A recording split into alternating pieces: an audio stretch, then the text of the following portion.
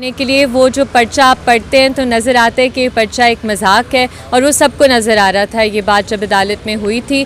تو ہمیں تو یہ امید ہے کہ اس طرح جب نشاندہی عدالت، آئینی عدالت صحیح اغوا کاروں کی کرتی ہے تو نتیجے آ سکتے ہیں. تو یہ باقی آئینی عدالتوں کے لیے بھی پیغام ہے. میم آپ کہہ رہی ہیں کہ ایک بوگس پرچہ تھا، عدالت کو بھی پتہ ہے، کیا یہ بوگس پرچہ کرنے والوں پہ کوئی کارروائی ہوئی ہے؟ جی دیکھیں، وہ ہم ابھی کیونکہ بیل پروسیس پر ہے تو ہم دیکھیں گے کہ اس میں کیا کرنا ہے. ابھی پری میچور ہوگا کہ میں اس پہ کوئی بات کروں کیونکہ ابھی وہ بیل سٹیج پر ہے. تو شاہد احمد فرہاد اس ٹائم کہاں ہیں؟ جی وہ کشمیر میں ہیں، بٹ ہم نے ابھی کیونکہ انہیں دیکھا نہیں ہے، ہم ملے نہیں ہیں ان سے، تو جب ہمیں کنفرمیشن آ جائے گی تو پھر ہم یہ کنفرم کر سکیں ان کو گے. کشمیر کس نے چھوڑا ہے؟ ان کو تو اسلام آباد میں ہونا چاہیے پرچہ. جی انہیں اسلام آباد سے اٹھا کر کشمیر کا پرچہ کر دیا ہے، اور وہ بھی آج کا کیا ہے، آج کی ڈیٹ کا، آج صبح 10 بجے. اور پرچے کا آپ مواد ذرا سن لیں، انہوں نے لکھا کیا ہے. انہوں نے کہا ہے کہ احمد فرہاد کو چیک پوسٹ پہ روکا، اسے CNIC مانگا، اس نے نہیں دیا، اس نے بدتمیزی کی، ہم نے اندر کر لیا. میڈم یہ اتنے دن جو وہ غائب رہے ہیں، اس کا ذمہ دار کون ہے؟ اس کا ذمہ دار اغوا کار ہیں جو اس ملک میں 70 سالوں سے اس پریکٹس میں ملوث ہیں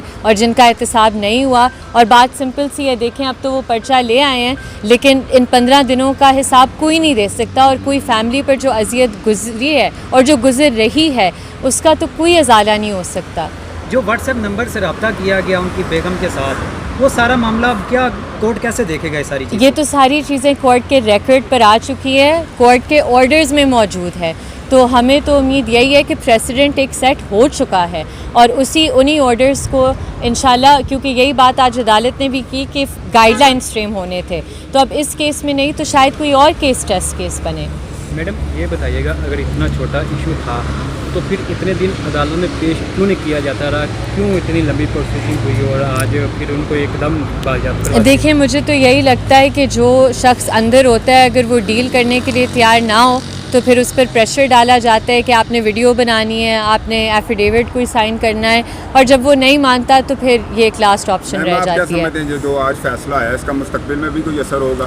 جی بالکل ہوگا، کیونکہ دیکھیں اگر ہر آئینی عدالت، یہ سب سے ضروری بات ہے، اگر ہر آئینی عدالت اپنا کام صحیح طریقے سے کرے اور نشاندہی صحیح لوگوں کی کرے تو نتیجے آ سکتے ہیں. اگر آئینی عدالتیں اسٹیٹ آف ڈینائل میں رہیں پھر نہیں کچھ ہو سکتا. میم ایک بڑا کامن سوال ہے پاکستانی عوام میں، ہر کیس منطقی انجام کو پہنچ جاتا ہے، لیکن جو اس کے مرکزی کردار ہوتے ہیں کیس کے، ان تک کیوں نہیں پہنچا جاتا؟ جی دیکھیں یہی کلچر آف امپیونٹی ہم کہتے ہیں، اور اس لیے ہم احتساب کی بات کرتے ہیں کہ یہ صرف ایک شخص کی بات نہیں ہوتی. یہ جبری گمشدگیوں کی پریکٹس 70 سالوں سے چلتی آ رہی ہے، اور اس کا ایک بہت بڑا جو کلچر آف امپیونٹی کو فیول کیا ہے وہ جبری گمشدگیوں کے کمیشن نے فیول کیا ہے، کیونکہ ان کے پاس مینڈیٹ ہے پرپیٹریٹرز کی نشاندہی کرنے کی، اور جب وہ کر بھی دیتے ہیں اور ان پرپیٹریٹرز کو پروڈکشن آرڈر جاری کرتے ہیں اس کے بعد وہ سو جاتے ہیں، فائلیں بند کی جاتی ہیں. یہ ان کا کام نہیں ہے. میم جو لوگ بلوچستان سے لاپتہ ہیں، سندھ سے یا اکثر پنجاب سے، ان کے کیسز پر کیا اثر پڑے گا اس کیس کا؟ جی ضرور پڑے گا، کیونکہ اگر اغوا کار وہی ہیں تو یہی پریسیڈنٹ سپلائی ہوں گے. ٹھیک ہے، شکریہ میڈم.